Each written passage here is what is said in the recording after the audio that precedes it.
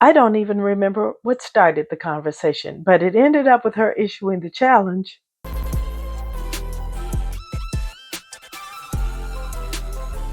I attended a retreat, and as we were having so much fun there, I was issued a challenge. Can I fill an entire album with layouts made only from scraps? A full pack of refill pages has 16 pages in them, which could be up to 32 layouts. But to make it an even bigger challenge, I can only create the layouts on a refill page, a top loading page, or the back of an index sheet. And that means no pattern paper backgrounds or colored cardstock. Everything has to be on one of these three bases. Can I do it? And now I'm up to layout number 4. I've put these few pieces together to start with.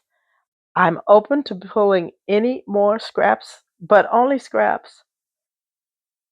I believe that I'm most likely going to end up welding these two pieces together before the completion of this project. So let's see what we come up with. This is the back of an index sheet, and I have a few photos. I've put some of them in a peekaboo pocket already. And I'm thinking my layout would go something like this.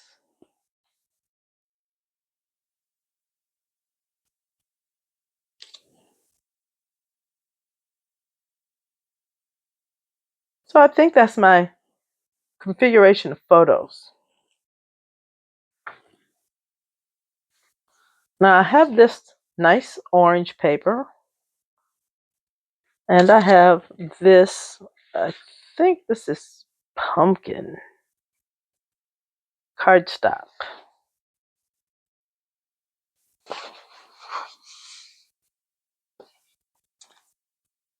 So one of the easiest things I could do is just take this and make a half and half. This is 6 inches and my cardstock is 9 inches. I could shave off 3 inches and save it for something else. But I think this is a great start. It would be a half and half design. Now I did throw in this strip right here to kind of give me a nod to making a border in the middle here. But I have some other ideas. So I'm going to reach into my bag of scraps and see what I pull out that I might also want to use on this layout. So I went through and found more scraps. And I've decided that I will go through and sort of audition some of these pieces. I'm taking the approach right now that this is going to be a half and half type design. And I want something across the middle. This strip would work. It would be a fast but simple page.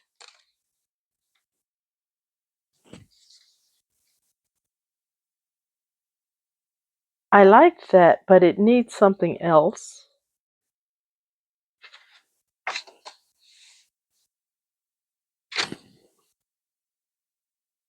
I really like the dark blue.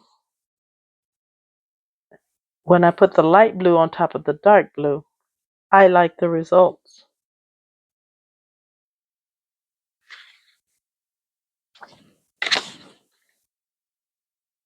Now, this sort of changes the dynamic quite a bit.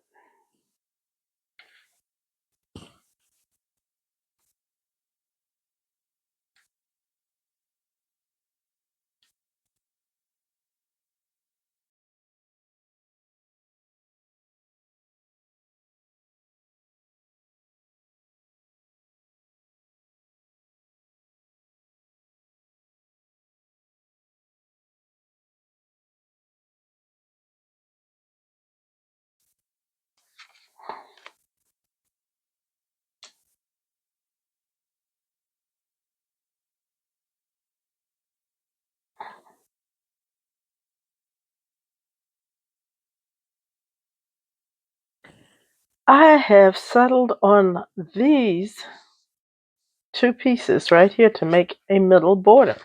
I like this navy blue cardstock, and I think this is from Gym Tones. I like the fact that it really has a bit of like dark sea green in it versus blue. Another thing we are allowed to do is use our mat cards and stickers. So we may decorate our pages with or without photos, and that is going to help make the job much easier.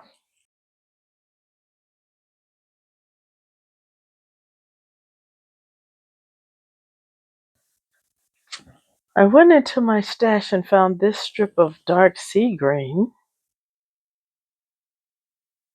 and I think a third layer on this would make for a really pretty border. Okay, I've managed to fish around. I found some more scraps, and I think I'm going to be able to use both sides of this because on the other side is the sea green family, and I think there's enough of this to use for a mat. And I also found a mat card, and actually either side of this will probably work. See what the others, how will this look? I actually like that side up.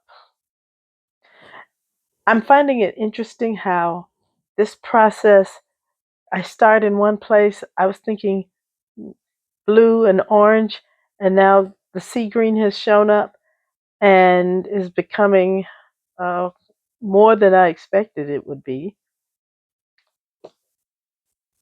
And I found this mat card also. So I think we're going to have something like this. I want to use my City-scape punch.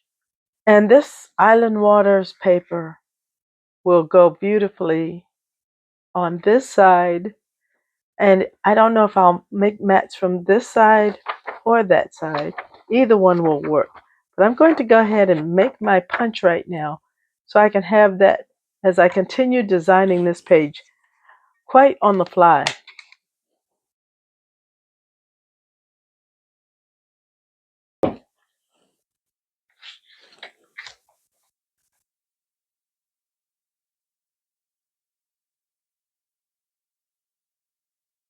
I'm cutting this at 1 1/4 of an inch tall. I don't need anything super wide. I think this will be more than enough.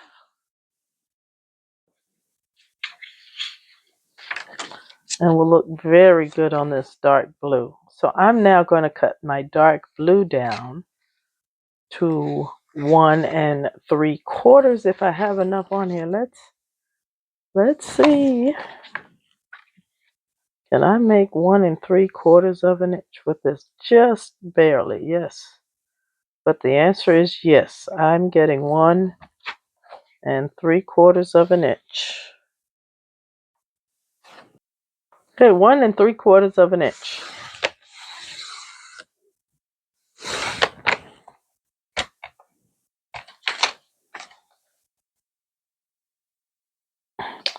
And I can actually cut it down even lower if I choose to. Now that I know that that is 1 3/4, can I get 2 inches out of this? And the answer is yes. And I think I want to get 2 inches with a decorative blade.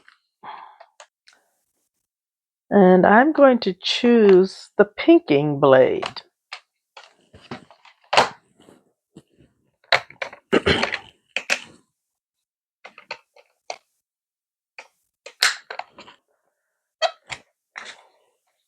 So the first thing I'm going to do is just cut off just about 1/8 of an inch. Just enough to give me the edge. And remember, I only get one cut with these decorative blades. One cut.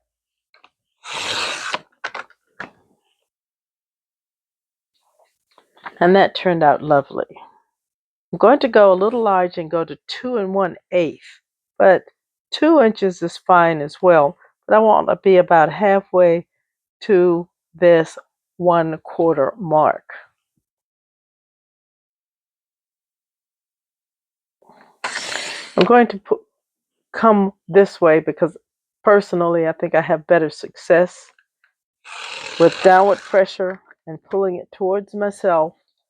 And now we are growing a border.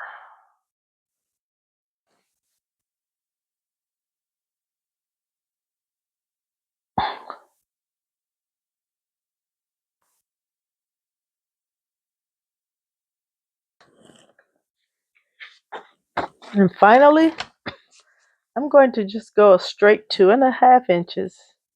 2.5. 2.5 is a very good width for borders. You know, when I first started seeing borders and fell in love with them, my first question was, well, what are the measurements?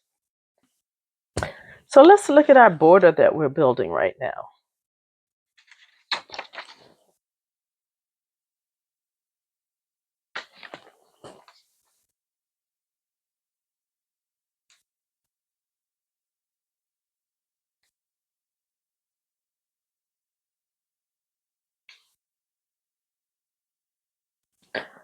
I love it. I would never have believed that I would have made something like this using the pieces that I just found in my scrap stash.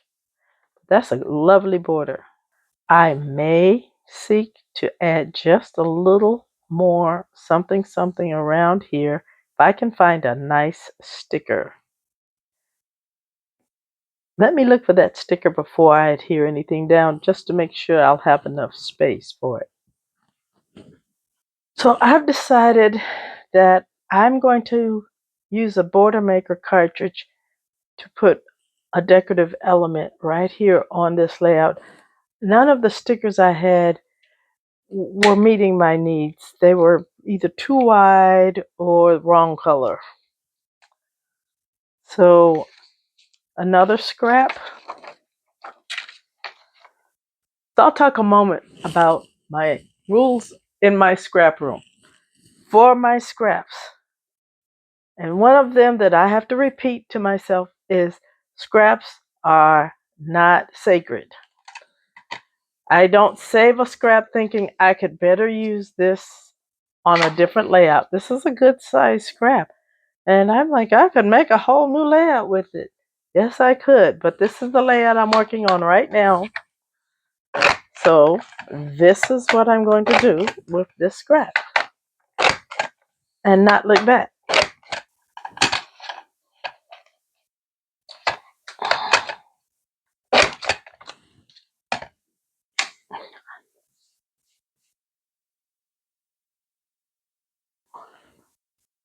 And now we're going to put this extra layer on here. So I like these several layers. I have 1, 2, 3, 4, 5 layers on this border, and I'm ready to build it.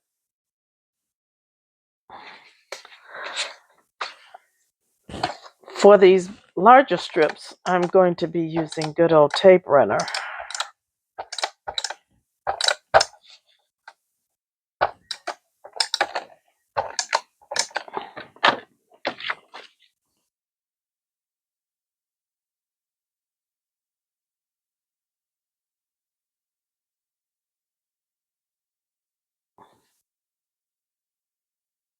And yes, I do have that new centering ruler, and I love, love, love it.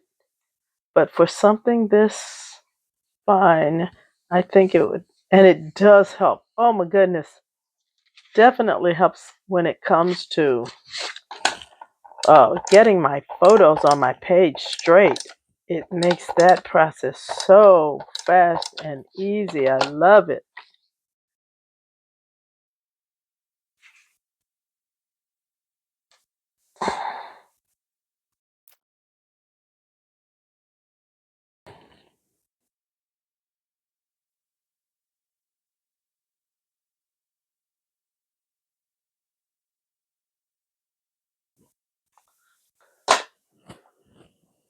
So that's a really pretty border.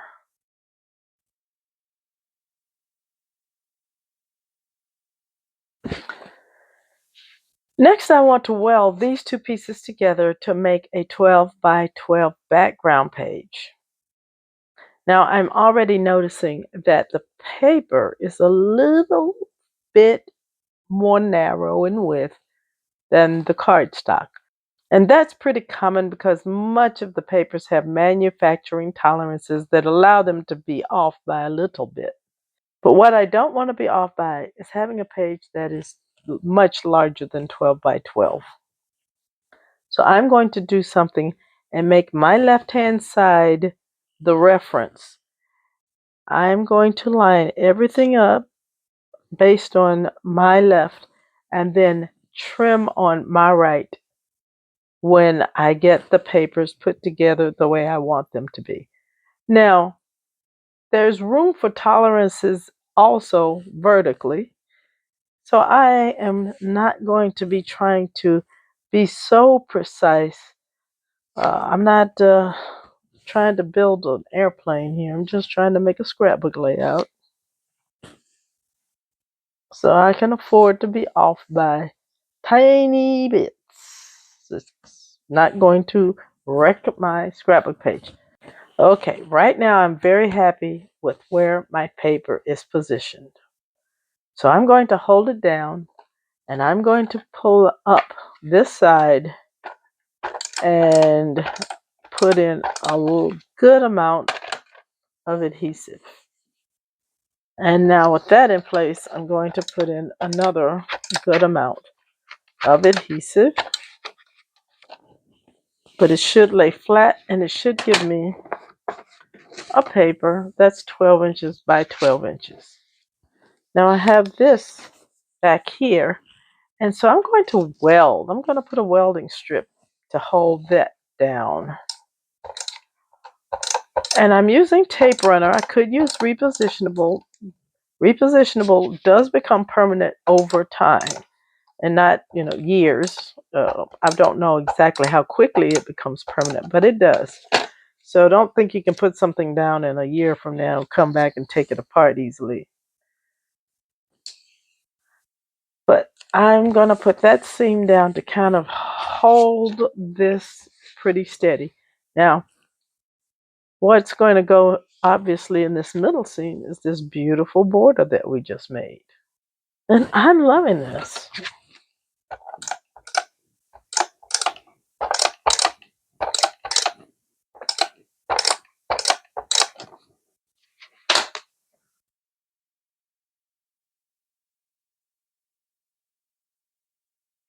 Now I could center this. If I centered it, it would come down a little bit. But I actually want it to be a little higher than center. So I'm putting this 5 inches from the bottom.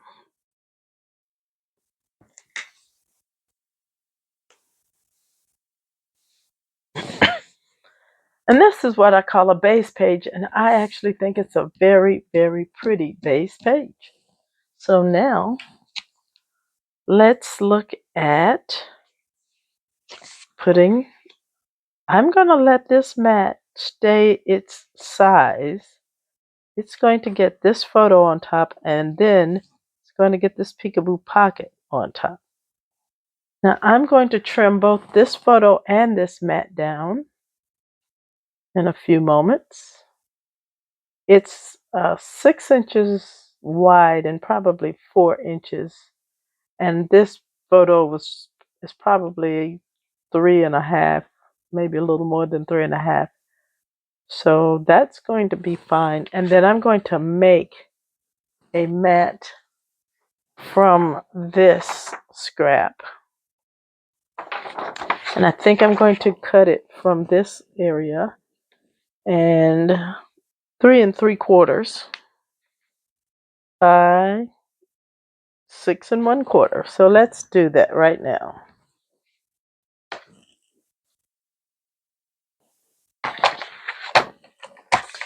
I'm making a mat that'll be 3 3/4 inches. And then 6¼ inch.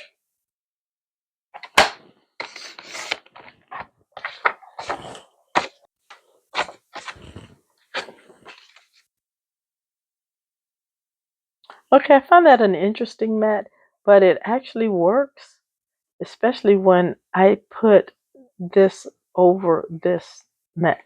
So now let me trim this mat and the photo down just a little bit. So I want to take roughly 1/8 inch off the top and 1/8 inch off the bottom.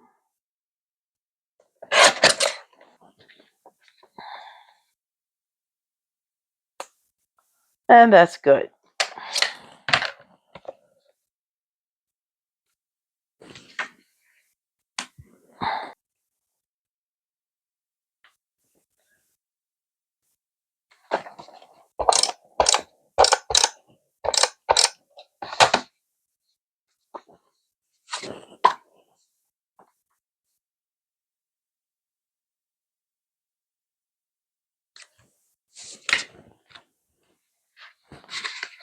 I'm very happy to be using the mats. Um, I don't use them often enough, and I feel as though they accumulate because I don't use them. So I try to make it a point to use them.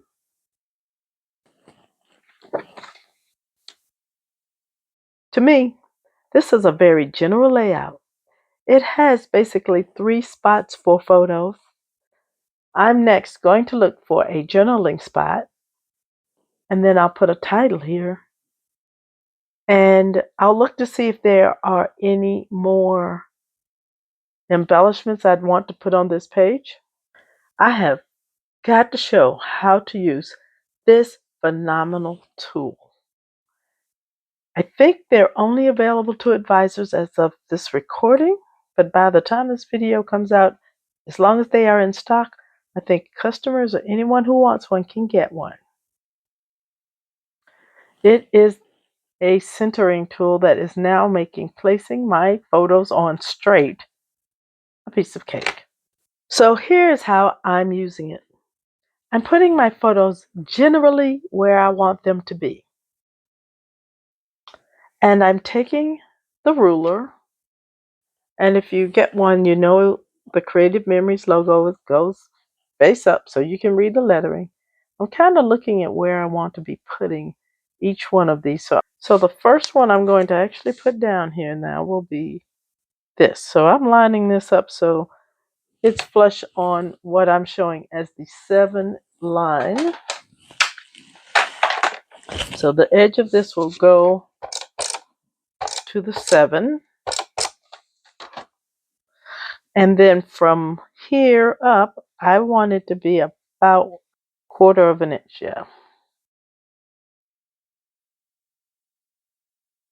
So that's on straight.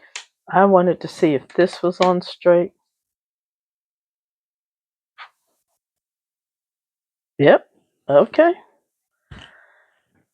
And of course we want our paper to be on our 13 by 13 mat straight. And then I'm going to line this up about where I said I wanted my little journaling spot. This was a cut apart from, I think it was called Outdoor Adventure. And when you make note of where you are putting your piece here, you can make sure that they're level across the top.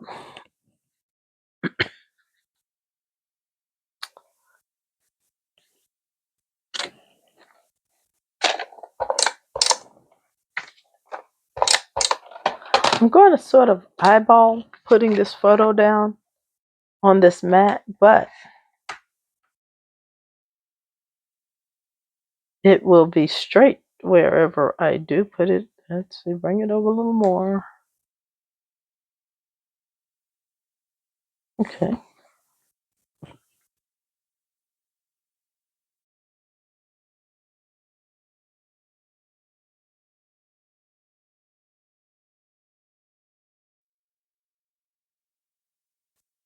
Okay.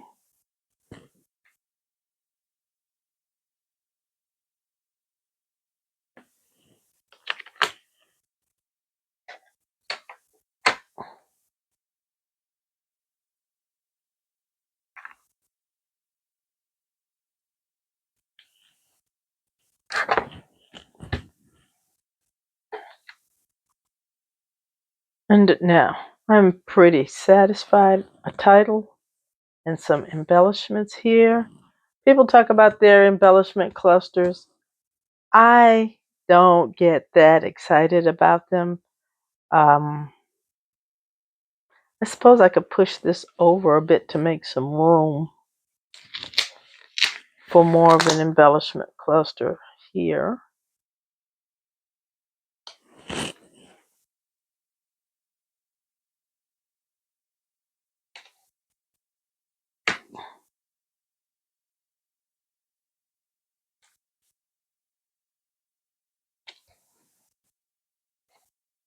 Okay, so I can put a small cluster here and a cluster there.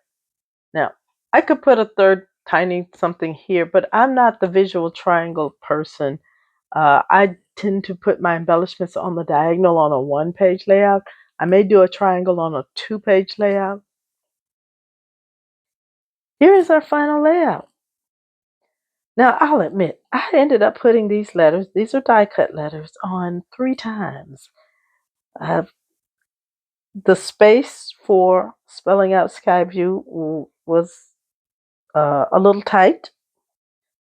And then I first put it up higher up, and it had this big space underneath the words. And I said, no, I want them a little lower. So on the third attempt, it worked out. I made 2 embellishment clusters, and I finished all of them off with dies from other scraps, from tiny pieces of scraps here and there. I cut out this little stamp, the camera, this geotag, and then put the heart right there, and these binoculars. And finally, I took a stamp of a cityscape that I have and I loved using. And I did use some of the Memento ink, but not the color from Creative Memories at this time. It was a blue that I already had. I'm really pleased with this layout. I can't wait to get it into my album. I was able to make this whole layout with scraps. I welded the background together. I made this border with several strips of scrap paper, and I'm really happy with how this came out. It's a wonderful layout that helps me reduce the number of scraps in my collection. This was a fantastic warm-up, and I'm really excited about the next layouts that I have to come where I use only scraps. I hope you enjoyed it too. And if you did, YouTube says there's a video right here that you might be interested in watching also.